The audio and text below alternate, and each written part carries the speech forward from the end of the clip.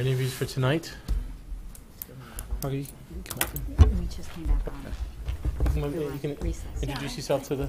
Sure. Can I just put this down? It makes me less cumbersome. So hi. Kathy Robinson. Diane Nice to Robin. see you again. Hi, Wendy Greenstein. Nice to meet you.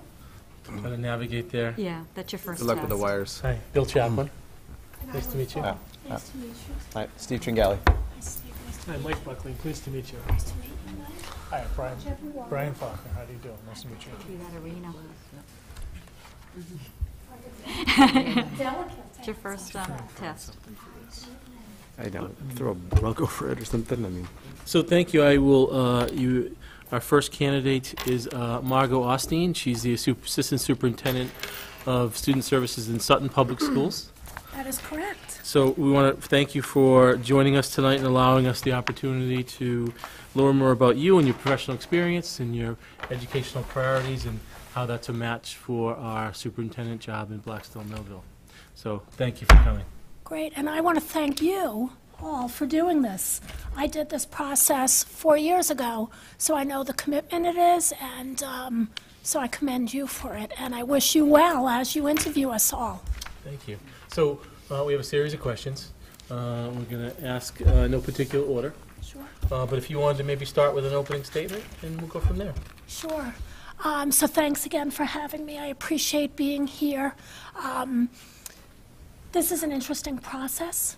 I have spent my career in education, even before being in a career, as that little kid in the backyard playing school. So this has always been what I've done and how I anticipate leading the rest of my life. I've been very select in my process in looking.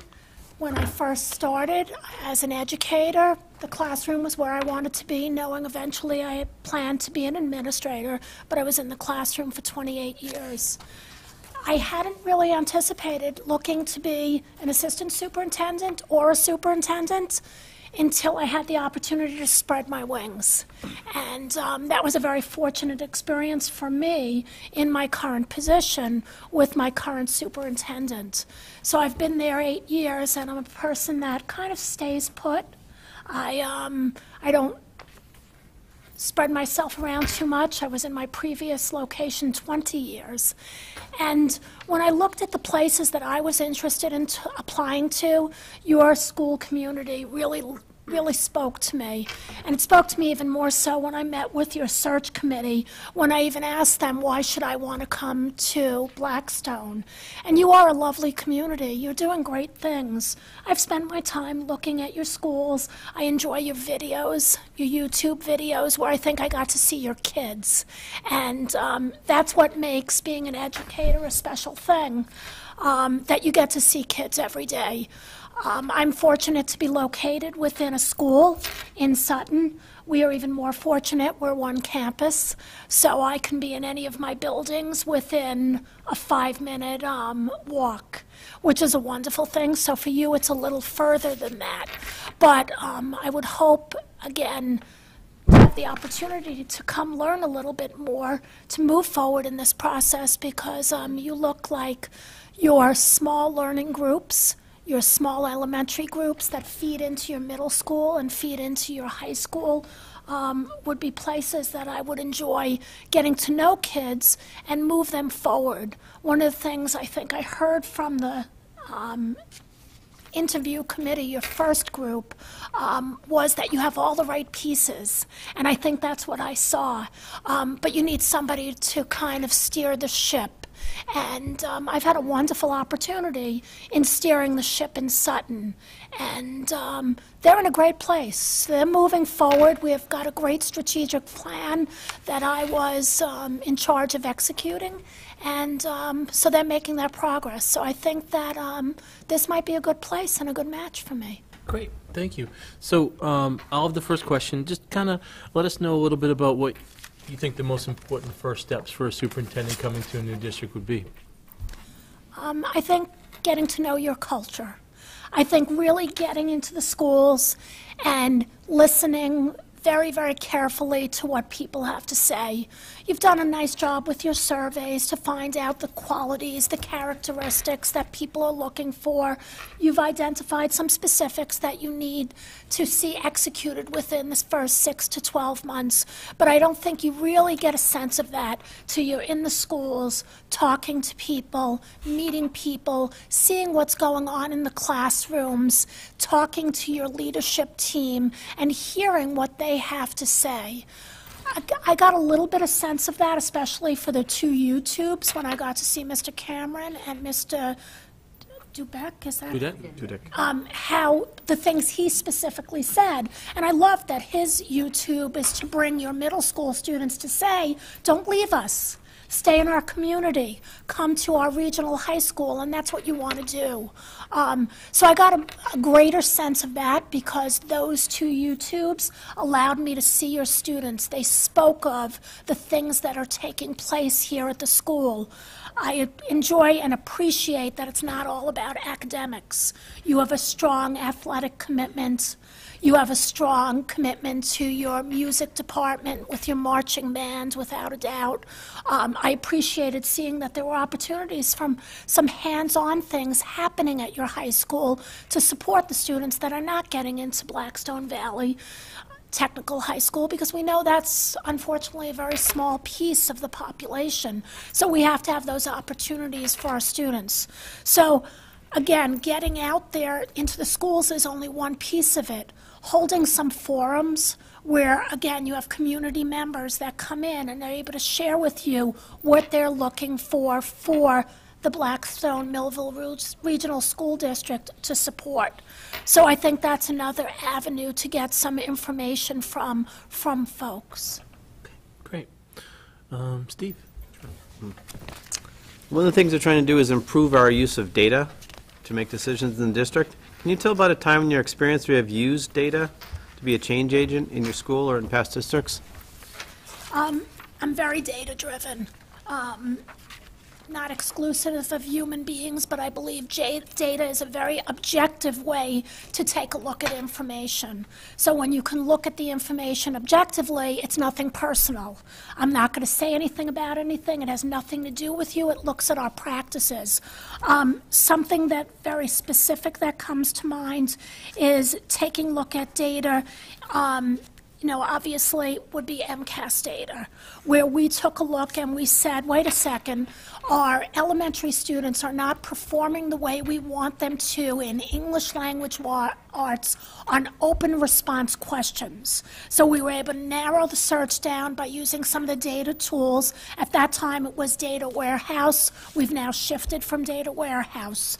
But able to break down the actual information of those specific questions and types of questions that our students were struggling with. We gathered the information as a group, so one of the things that's very strong in the Sutton, and we're not a school district, we're a learning community. So we've brought together all contingents. So we put together committees in order to be able to take a look at that from different grades and different participants. So we included in that process administration, we included teachers, we included our instructional assistants because they work with our students. We included our specialists in that process, including speech-language pathologists, because they work on vocabulary, they work on preview, they work on review. So we took apart the data from the MCAS results, and then we were able to create a plan going forward. What were we going to implement to support and moving forward with change?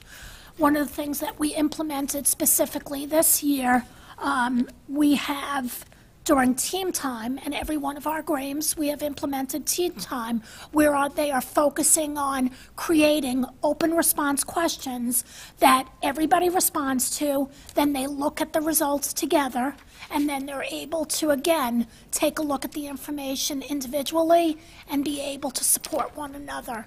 As part of our strategic plan, our educators are going into one another's classes. They look at the way people are doing teaching of certain skills. So from that team time, teacher who has success on those open response questions that are giving across the grade level, the other teachers are then going into their classes to observe those practices and then bring that back to those classes. So that's just one specific example. There are certainly multiple others I can give you if you'd like. What are some types of data you'd be looking at, say, in the primary grades? What test results or whatever would you, So we've looked rather at, than MCAS? we've looked at MAP assessments, so that's a progress monitoring system that you're able to pull out. We use Dibbles as, again, another tool that we look at in those particular scores. One of the things we've implemented at that level is the Foundations program, district-wide, again, to support increased decoding skills for our students because of some of the results from those assessments. Okay.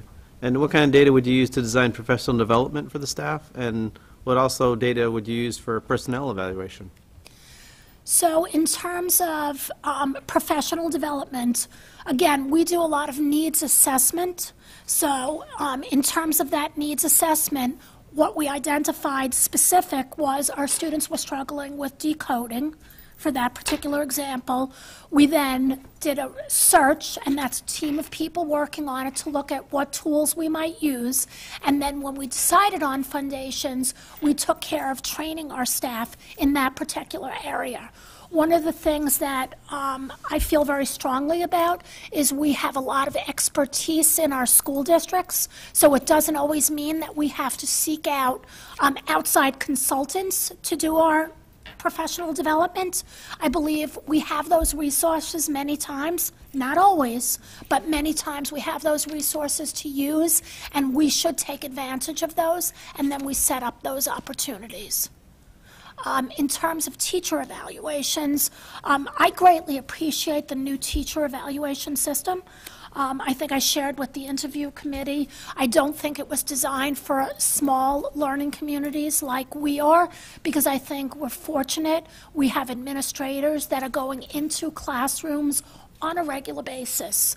But I think that it's a really nice way to begin a discussion and the language of the rubrics. So the rubrics of the educator system, whether it's support staff, whether it's the teachers of the classroom, whether it's administrators, your principals, I think the rubrics are really a nice tool to use because they're very specific and they're very measurable. So I think that's a nice way to be able to, again, assess our educators, assess our administrators, and be able to provide valuable feedback to move them forward. One of the beautiful things, and again, I like the new educator system. It forces folks to do some self-assessment. And so in that self-assessment, we all have areas that we might be really good at, but we have areas that we can identify that we can improve on. And I think it's a nice way for educators to be able to look at whether it's planning, whether it's curriculum, whether it's instruction, whether it's student engagement, whatever area it is. One of the beauties of it is I also support strongly walkthroughs so that we are not just doing dog and pony shows. We're not just in a classroom when a teacher knows we're coming. We're there regularly and get to see what's going on and provide feedback for it. Thank you. Wonderful. Wendy? I have two questions. How will you introduce change where change is needed? And can you describe a time when a curriculum goal or initiative was introduced and achieved within your leadership? So I think change is a difficult thing for anybody. And I think one of the things about change is I don't think it's from an individual party. I think change comes about, again, after you've gathered some data, you've brought some groups of people together, you've collaborated, you've agreed on what needs to change, and you develop a plan. And I think it's that mindful development and keeping and communicating to folks so that they know this is coming. It's not going to be sprung on them. It's not going to be something that they're not prepared to engage with. accept, and move forward with. And one of the examples of that would be the new teacher evaluation system. Obviously, that came about from a bigger organization than all of us. But again, I don't know that the state always rolled it out the right way, but I'll give you an example of how we chose to roll that particular change out.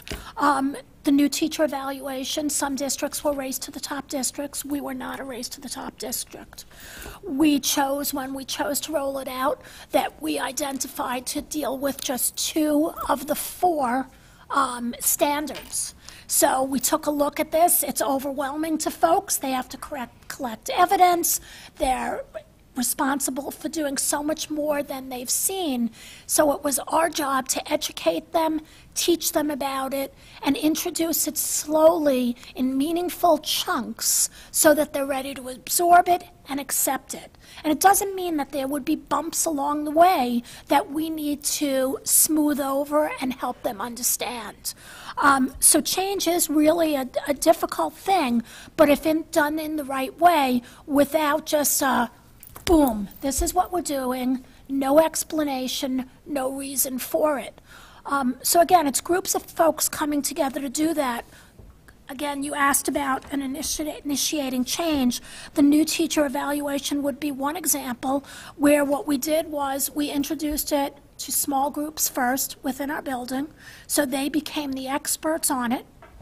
We then, after we introduced it in small groups, they delivered it along with our administrator of particular buildings to the rest of the staff in that particular building. And then we began to roll out the idea in pieces, again, as I talked about chunking it.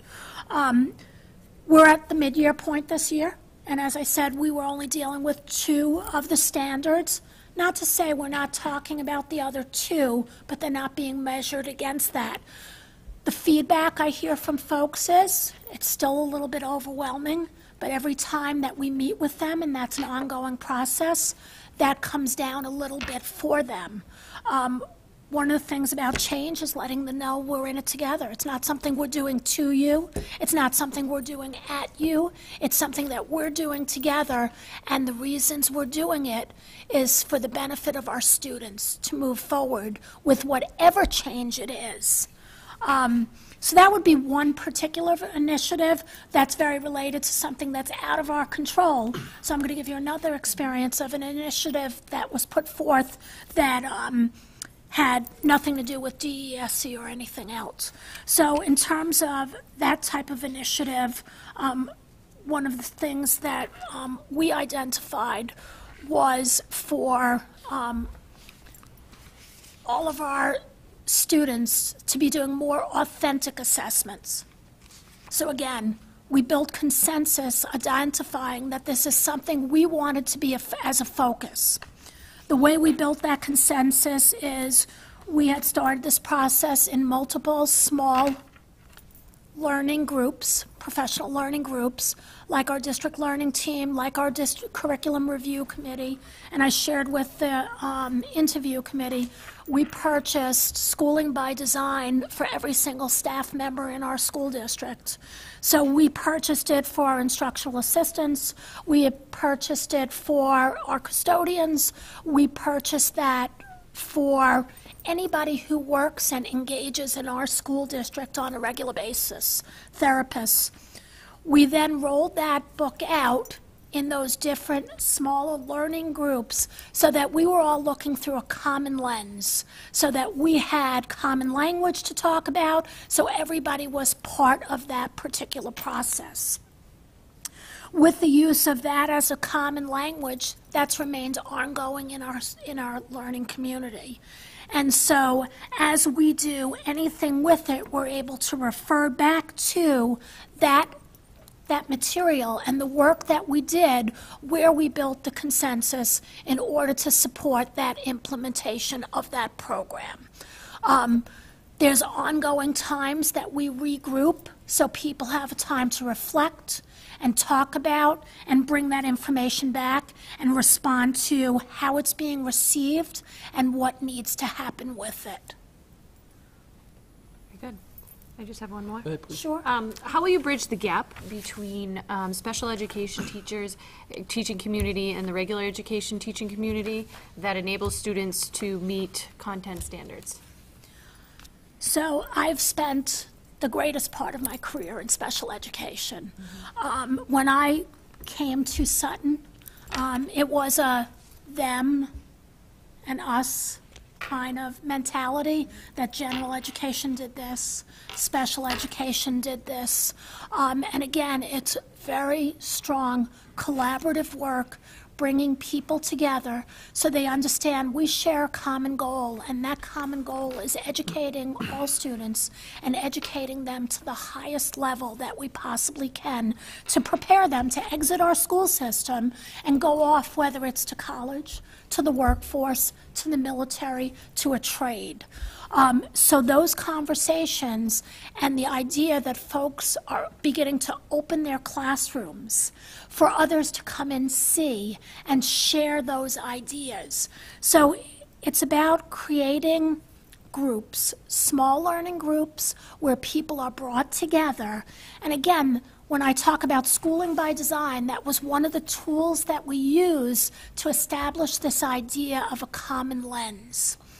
People are often going to have different vantage points, but that's a wonderful thing, Wendy, because if we all saw things exactly the same way, we would be bringing forth robots. And I don't think that's what we want to be bringing forth. So the first grade general education teacher has ideas that they're bringing forth, whereas the special education teacher that services that has a different set of skills that they can bring forth.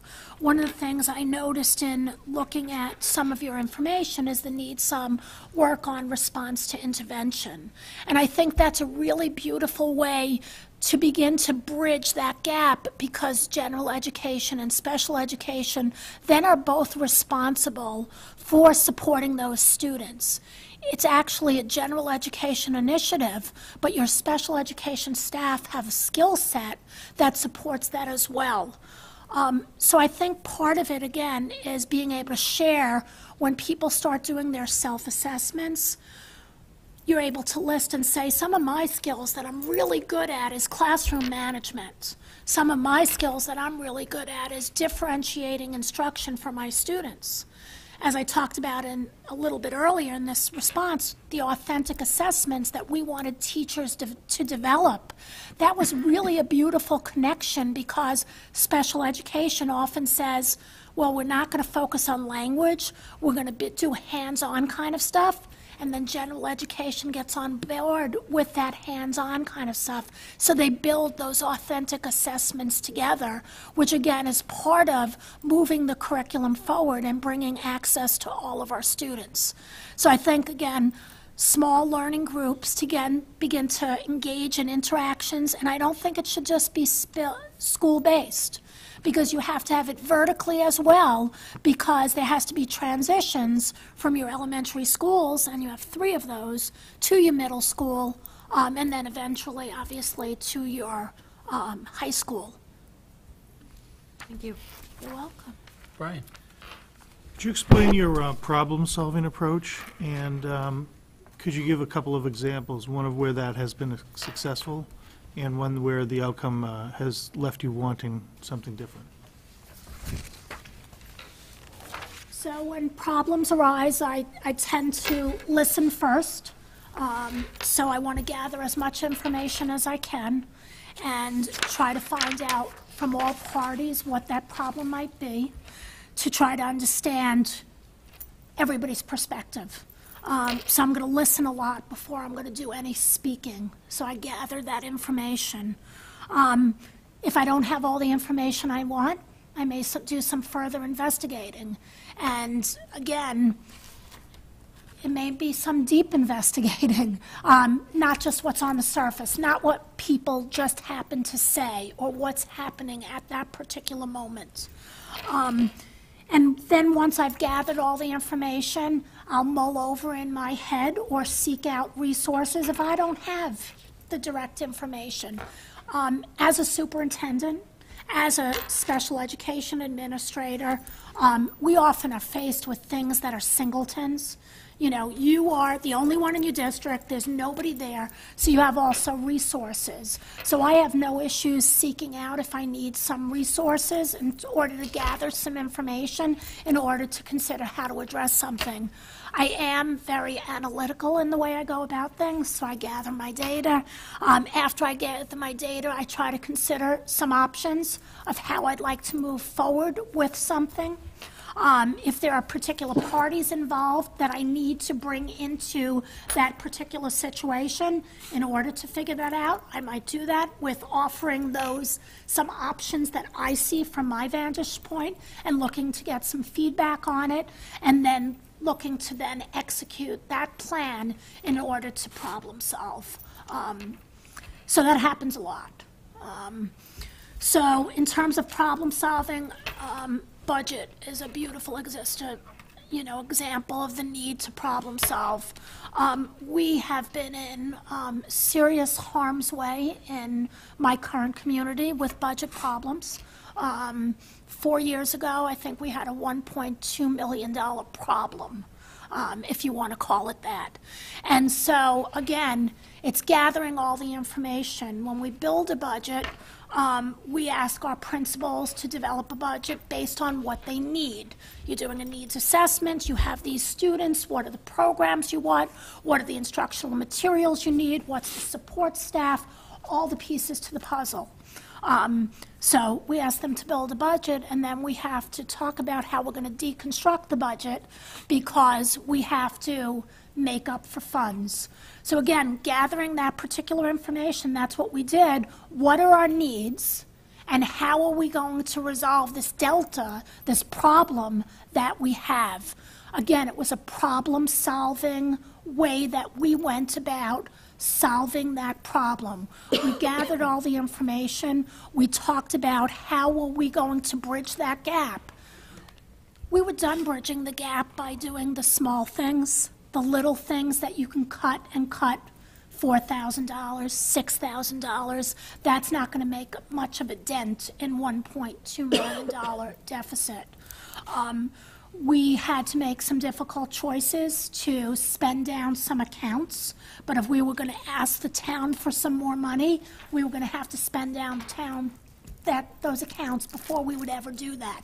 So as a team, we came to that kind of conclusion. We also came to the conclusion we probably were going to have to consider cutting some staff. How are we going to make the choices? For our district, similar to you, we have one school at each level. You happen to have 3 elementaries, but we have one early learning center, we have one elementary school, we have one middle school, we have one high school. And those difficult conversations took place to decide where we should go with those cuts. We made some administrative cuts. We no longer have a curriculum director. My role as the special education director has evolved over time. Again, as I talked about earlier, allowing me to know that this is what I want to do and this is how I want to proceed with my career. So we did some administrative cuts before we ever took anything that was going to have impact on students, because the same as your community, students are first for us. So as a group, we went through the process. Where can we make those cuts? So we cut that. We cut curriculum director. We had no more second-in-line assistant principals. So we removed those from our schools as well. Then we went to the next step. So again, it was group problem solving, gathering all the data from the principals. This is bare bones what I need, and then making those difficult decisions as a community. We also made sure to be transparent with the process. We were talking about these conversations with our school committee. We had our school committee subcommittee as part of this budget process. We did public forums with the process. We talked about what we had done up till that time and what brought us to the point where we were making that decision. So 4 years ago, we had a $1.2 million problem. This year, we have about a $200,000 problem, which is nothing.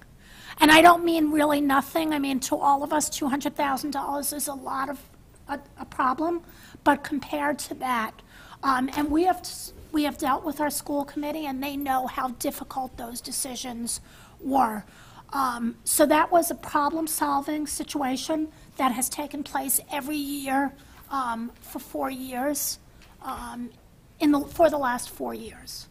So that has been a good process, and the community has developed a trusting relationship with us because of the way that has unfolded. It wasn't just, oh, let's just cut, A, B, and C. Being very mindful to keep our arts, to keep our athletics, to be mindful of charging parents fees for their different situations. And now you asked me for a problem where the situation did not turn out as well.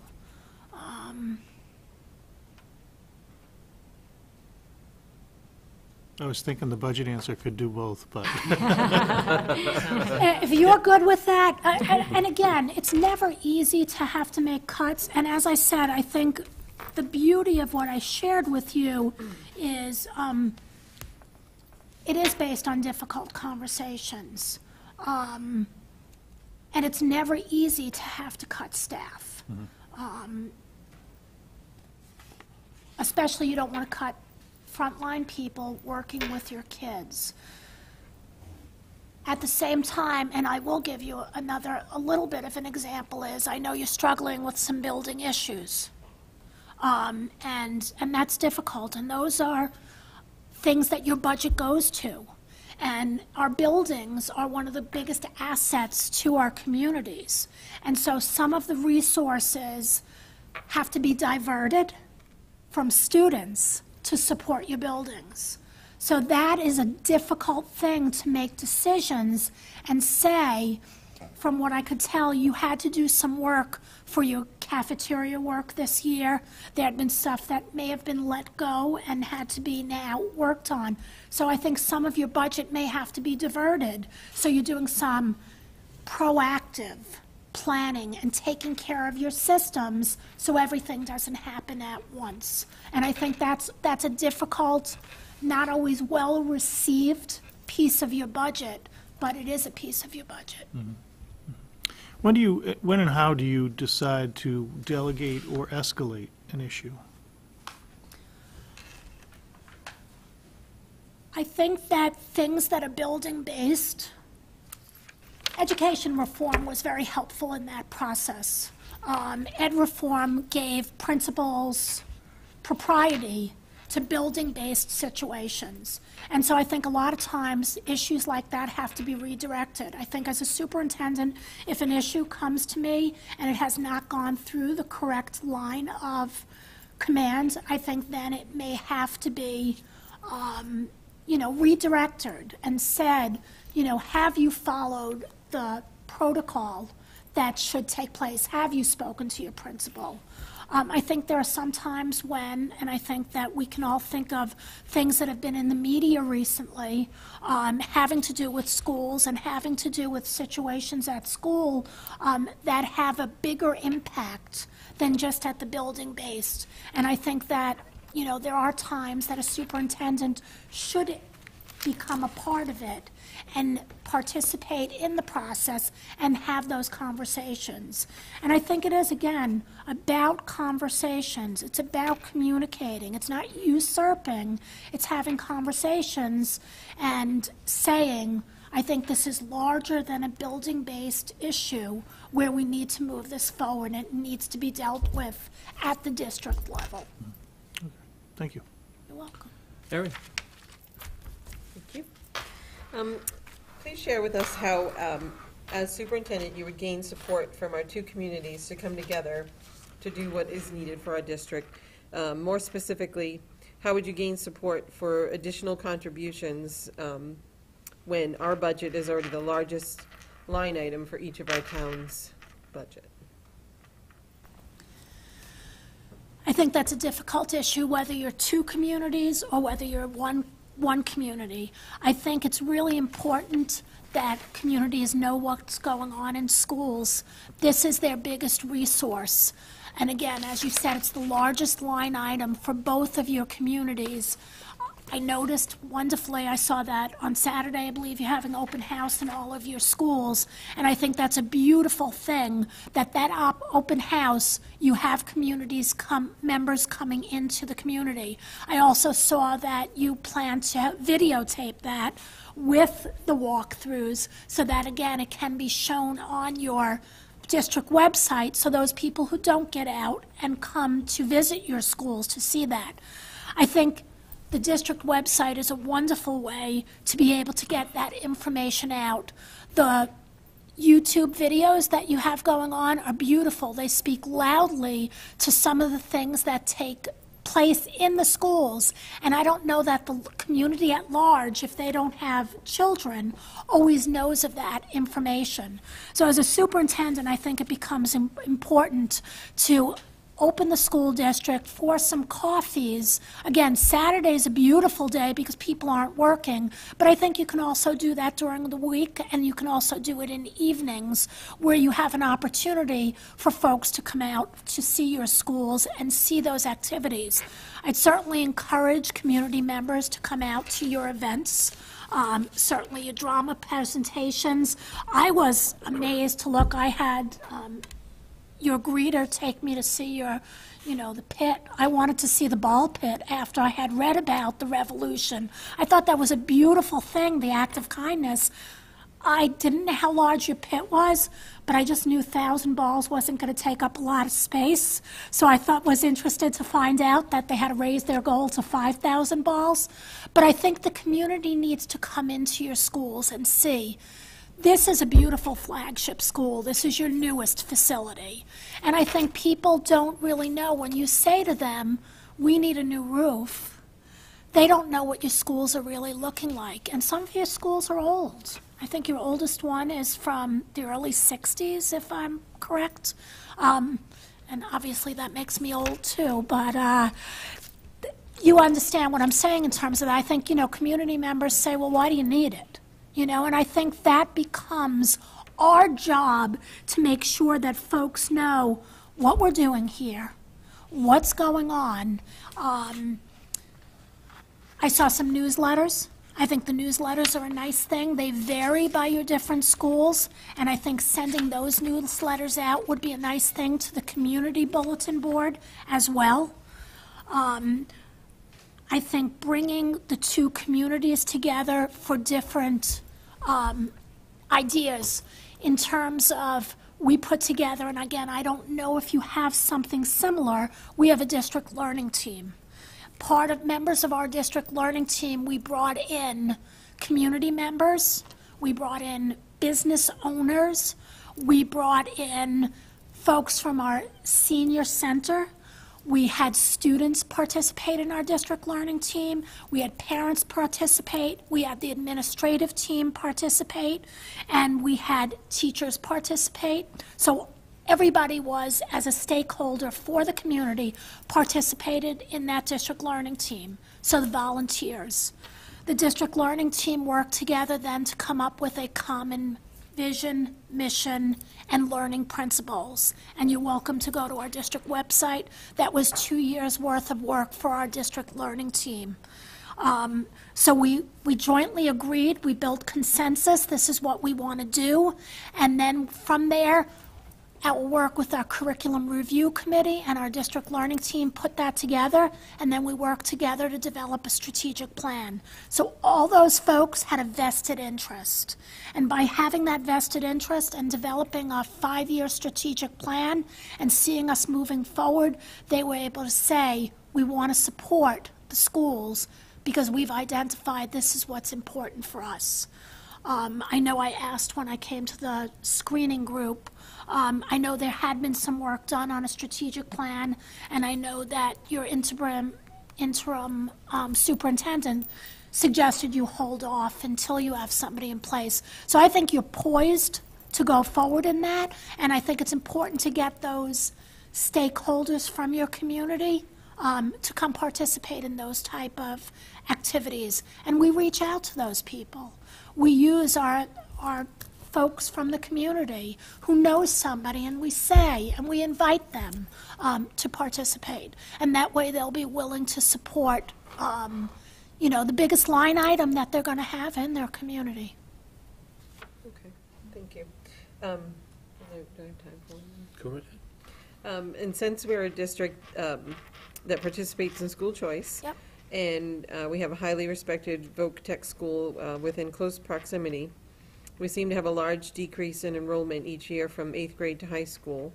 Could you tell me some ideas you would use to try and retain students within our district for all grade levels, and more specifically, the middle school to the high school transition? I think it's marketing. I think you've got some great stuff going on here, and that's why I did think the principal of the high school had done a really nice job showing some of that stuff. I don't think many folks would know that you offer some of those opportunities. I think you're doing some outstanding things and having those students speak to those things. I think we're taking an opportunity where you have a group of high school students who also would go down and visit the 8th graders. I know your 8th graders do a step up. I know they come take a look, which is fairly typical for most school districts. But having the students go down the advisory periods that you have at your high schools and using those as an opportunity to have those students visit the 8th grade students and share with them why this is the right place, why it's been a great place for them as high school students. I took the opportunity to ask the parents when I was at the interview committee why they thought it was a good place. And they shared with me the things that their students have enjoyed as a part of this community. And I think that's what your students need to share, not coming from adults, but from kids. The video's nice. It's a great two-dimensional thing, and it's so much better than, you know, a step-up day and a simple thing. But I think that interaction, the engagement, there might be a possibility for those students who are thinking about going to even shadow if that might be an opportunity for your students. I think it becomes the due diligence of your administrators, of your educators, to showcase what's happening so well in this community. Your students are getting into good colleges. They're meeting with success. They're doing well on their MCAS. I know you have some schools that are level 2s and you have to make progress toward that. But your high school's a level 1 school. Students are doing well there. Your SAT scores are nice scores. They're getting into good college based on the education they're getting here. So it becomes our charge to share that information with the community to make sure that parents can see that. And I think the parents need to come in to visit the high school as well, so they get to see some of those things that are not traditional. Hearing your students talk about VHS, and that's going on in a lot of places. We have students doing VHS. I did hear, you know, students doing AP classes that were outside the box. I think your APs are actual offerings are relatively limited. And I was unsure, I couldn't gather this data, so maybe, have you applied for a MIMSI grant? Does anybody know? So something to explore. A MIMSI grant is to support those AP classes. So that is something I know, again, there is a grant available from DESE for some of those AP classes. But your students are getting some really good things here.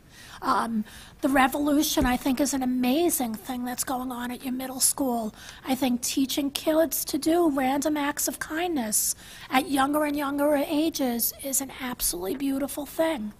You have wonderful support from your parent organization, it seems.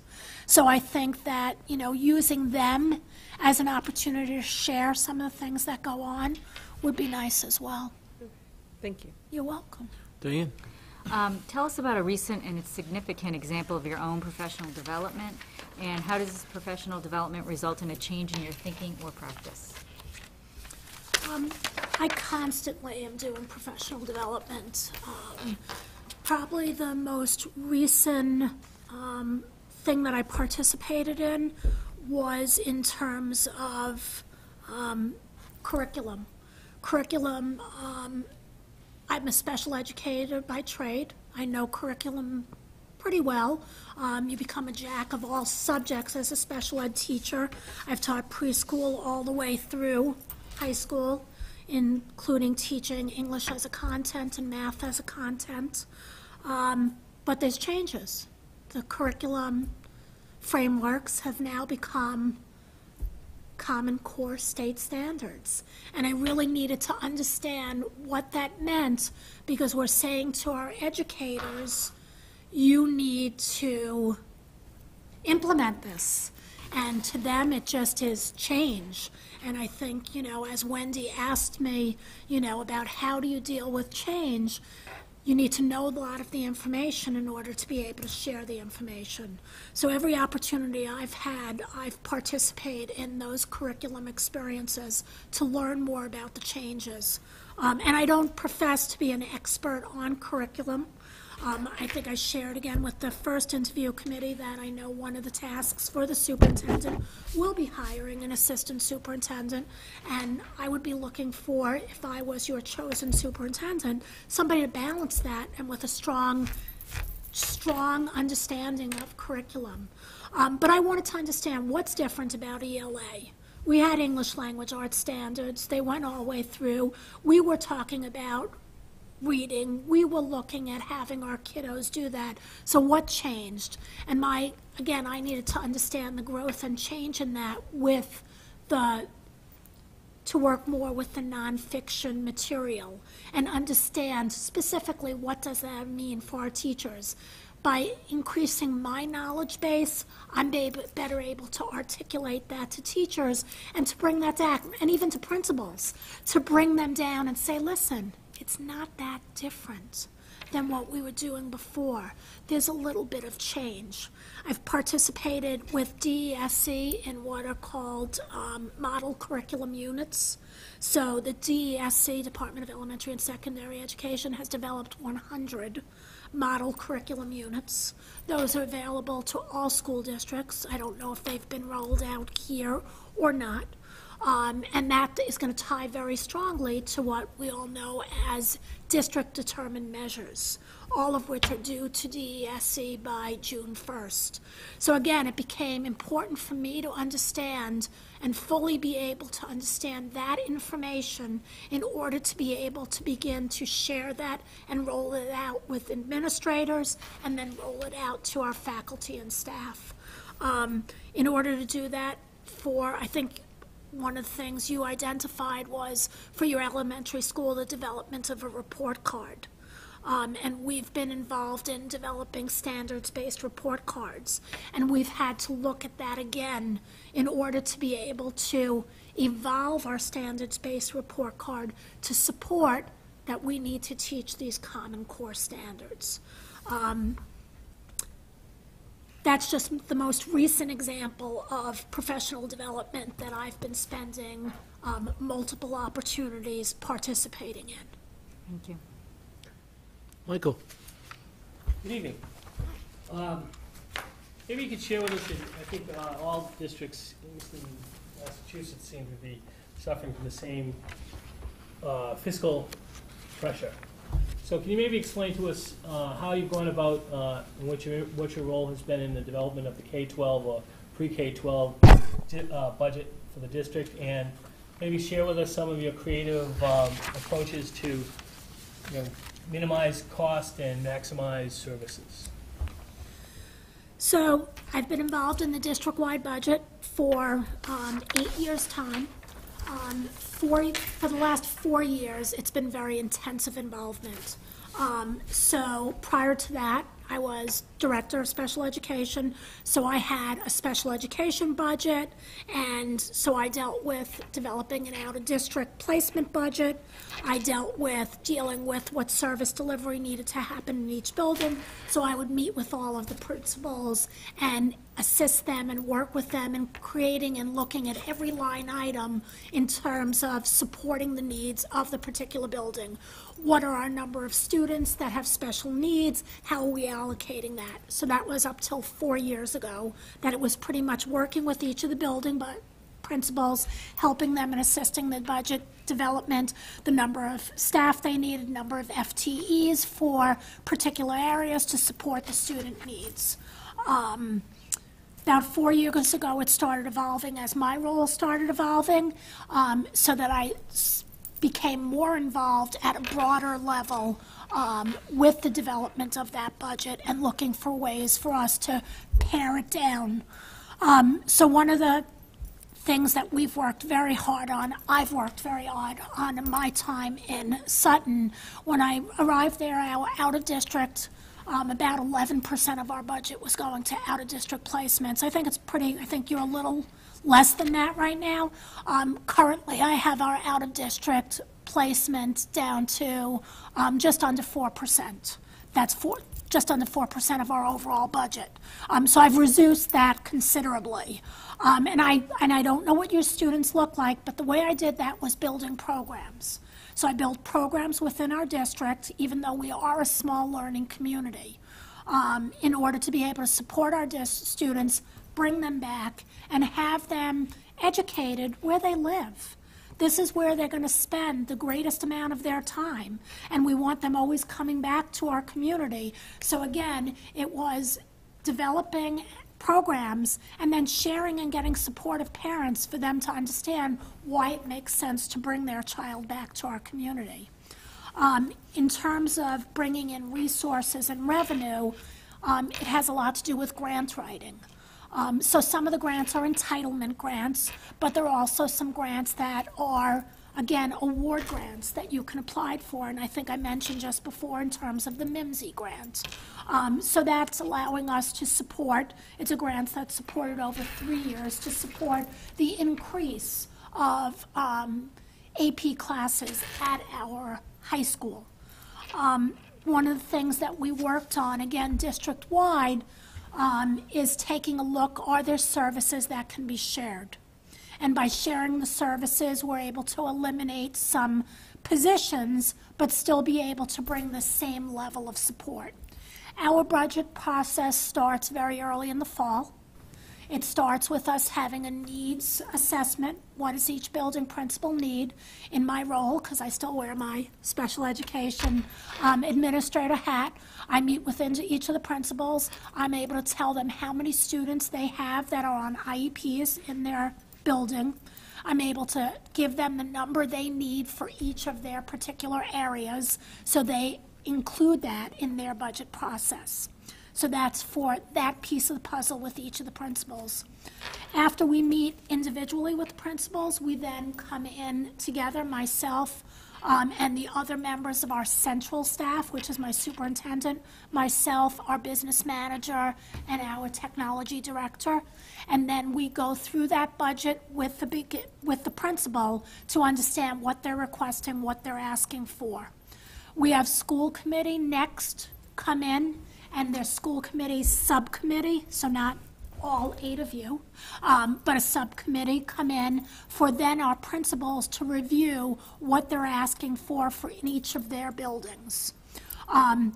After we've brought it to that, then we bring it forward to the full school committee in a presentation. We've done things, one of the resources that I've increased greatly in district is our Medicaid receivables. That's been an evolving process. We had started out when I got there at 13,000, and last year we had a receivable of 104,000. So that's been a significant increase. So have you struck a deal with the town then, that money stays in the schools, or does that go back to the general fund? Well, it does go to our town. However, again, it's conversations and working with the town that if there's more revenue coming into the town, it's all one pool of money. So it's, and again, a little bit different than regional, but it's still a pool of money that you have that you say, if we're working hard to bring this revenue in, can we bring some of that revenue back to the school? And yes, that has evolved and that has happened. And I did see, I think it was your last budget for FY14 that you had about 60,000 in Medicaid identified. Just looking at your amount of money that you're spending, percentage of your out of district and of your special education, I would be interested in looking at that because I think there could probably be more receivables. So I think that is one place that you might be able to do, see some more income from that. Certainly, as I said, building programs. I'm also looking at currently in my current district, we're looking at opening a full-day preschool. So one of the things as a community, we have neurotypical or typically developing students who participate in our special education preschool. We tuition in through a lottery similar. For half-day, we're finding we have less and less parents participating because of the difficulty of parents working and saying, oh, I'm going to bring my child to school at 8:30, and then I'm going to pick my child up at 11:45 when they're working. That's a struggle. So right now, we have a proposal where we're looking at a full-day preschool program. That's a tuition program. Again, I think that could be a revenue source. Certainly not something you jump into. You gather information and you take a look and see if there is a need. Programs that have been built, if we are able to build them, and you could potentially tuition another student from a neighboring school district, that can certainly help to support the cost of some of your programs. So I As think a follow-up to that, do you have many children tuitioning into your programs in Sutton? we have over time. So we have had students that have been tuitioned in from other school districts, yes. And I think that's a wonderful thing for small communities. Again, we all live close to one another. It's not like huge, but at least they're in a public school setting. And I think that's one of the selling points to any learning community like you are as well, where that's a possibility. But it can never take away from your own town's children. And so it's a balance that you need to find. But yes, we have, during my tenure, I've tuitioned in multiple students, again, because we have good programs. We've built good programs. My second question is around vision, and kind of a two-parter. Share with us what you see as the future of public education, in a decade or so, and how do you prepare our learners to be able to compete in that? And if you were afforded the job, what would your expectations or your epitaph be the day you leave? So can I start with my epitaph? Sure. So I think my epitaph would be students first. That's been my priority for my entire career. I think the future of public education is where our students need to be educated. Students are going to be going out to the world. The world is, a school system is a microcosm of the world. We, in central Massachusetts, are a little less diverse than the world, but we're seeing a little bit more diversity. I think incorporating technology is a must for public schools. For students coming in, their first language is technology. It's not our first language, but it's their first language. Everything they do is technology-based. So I think we have to be shifting the way we teach to support their engagement with technology. And I think that in the things that we teach, we need to be making connections to the world. We need to be talking about those essential questions that are a big part of schooling by design. When I say essential questions, how does it impact the world? What are we talking about? What does that look like for our students? So, for example, kiddos learn to use math without a doubt. We teach our kiddos from the youngest age to add, subtract, but telling them that numbers count in the real world in just about everything that we do. There's not anything that you can't look at that does not have some number connection to the world. So I think that becomes important part to what public education looks like. So we need to be having that piece. We need to be having those authentic experiences for our students. I don't want to see students where a teacher is at the front of the classroom lecturing to that class. That should be a tiny bit of education at this point. There's research that supports a 10-2 model that kiddos might be participating in instruction with for 10 minutes. And then for 2 minutes, they're engaging with something independently in order to make sure that they are absorbing and gathering and gaining from the material that you're presenting to them. Small learning communities are essential to holding on to our individuality. Blackstone Millville, has been around for a long time. You have a mill community that started out years ago, and there are still community members here that have that heritage etched in them and depth of their breadth of their knowledge. And I think part of our education needs to also go out into our community as well as bringing those folks in. Public education for our secondary students should involve them doing work study where they're going out. Public education for our secondary students needs to include community service learning where it's tied to curriculum, but we start that at our youngest grades. So our youngest grades do food drives, and that's community service learning. Tying it back to the curriculum becomes our charge as part of the public education system. I'm not a fan of tests. I don't want to see public education focused on teaching to the test.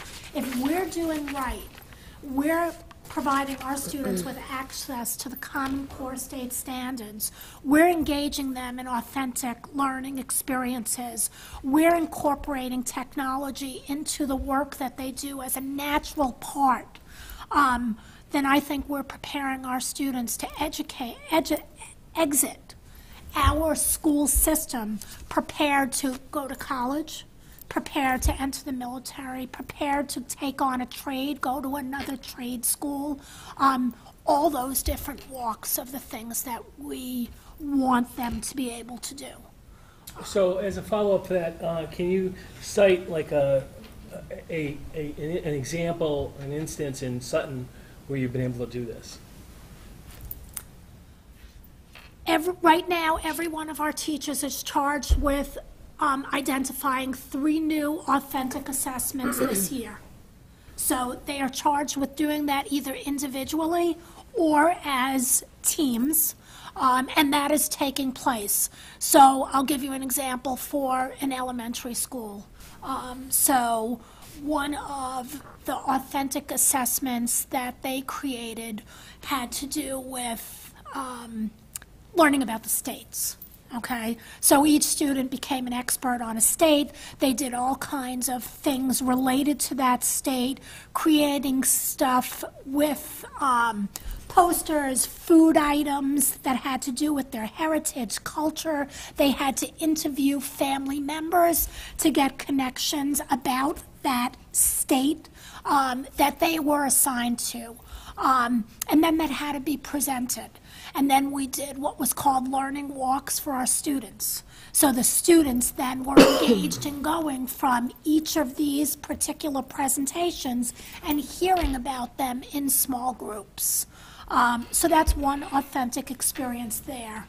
Our middle school authentic experience, and a little bit different. So we wanted to do a little bit of community building. We wanted to do a little bit of nature work, and they went out to a team problem solving type of field trip, a ropes type of course, and I think many people are familiar with those at this time. So they built community in order to start some authentic work that they were going to be working on and bridge some gaps that existed. That's something that happens out in the real world, that people do those. If you go to a business, they do group bonding activities. So we're having students learn and engage where people are doing group work and people have different roles in that group. And then they switch those roles in those group. So teachers, again, this year, every single teacher, no matter which school they are in, is charged with 3 authentic assessments this year. Thank you. And our last question is Kathy. Oh, and I'm running tight on time, I'm No, sorry. you're fine. You're fine. What has been your greatest professional disappointment, and what did you learn from it?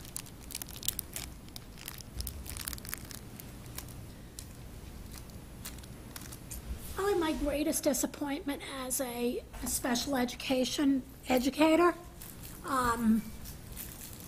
would be I can't bring all students to the level when they can be completely independent. We teach, for special education students, we teach students strategies. We don't cure disabilities. And I think that as an idealist, I'd like to think that we can bridge the gap even more sometimes than we do. So I've worked diligently over time to build programs, to make sure that educators, support staff, administrators have the necessary tools to support the students, to bring them to the highest level. And in that way, it's a success that we're moving them forward and they're getting better and more independent. But I haven't been able to find a way to bring everybody to the level where they are going to be a full functioning member of society the way I would like them to see them be in terms of independence. I think we're doing better at it, and I think that's why, again, as an educator, I am so reflective in my processes. I take a look, what are we doing now? Why are we doing it? How's it working?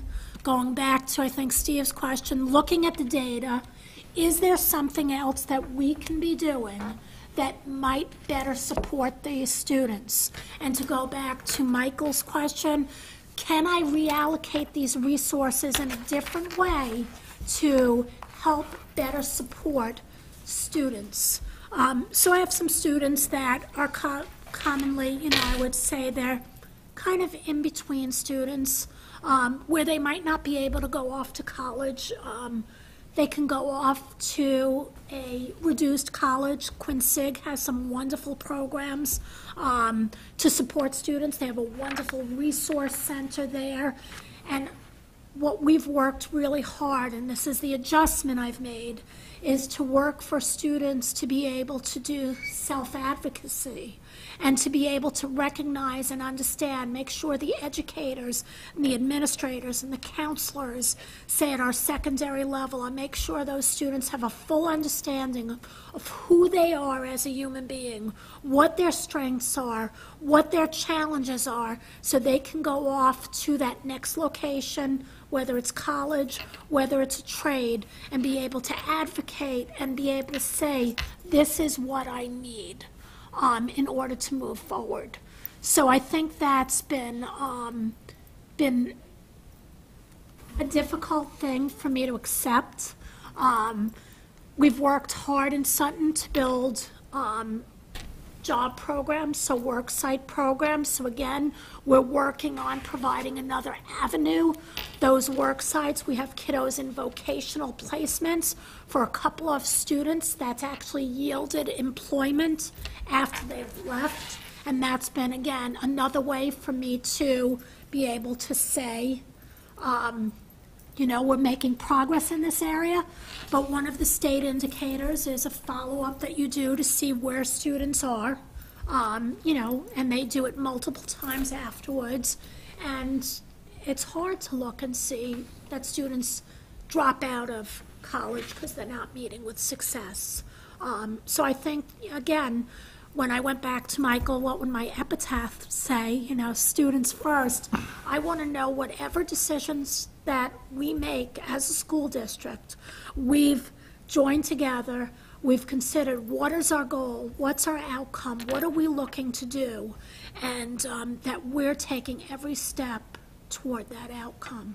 But unfortunately, again, you have, you know, students that exit schools, like to see, you know, that decrease. Those, I think, are things that, in my mind, for me, are struggles. I want to know we do everything, you know, whether we're doing online teaching, whether we're doing, in order to get a student to engage, I want to know we're doing everything that we can. But that is I want every kid to meet with success. I want every student to walk out of here, out of, you know, Blackstone Millville Regional School District, and meet with success. And that success looks different. But that's what. I thank you. Well, thank you, Margo, for coming in I have tonight. You want? I just have we one quick follow-up. About 1 minute. Pretty tight. I feel this is pretty important. Okay, So. we got about 1 minute. If we were to come visit Sutton and speak specifically with teachers, what do you think they would tell us about you? I think they would tell you that I'm very visible. I think they would tell you that I listen and I communicate effectively, that I listen clearly to their needs and look to support those needs and make a difference that's going to result in the success for our students.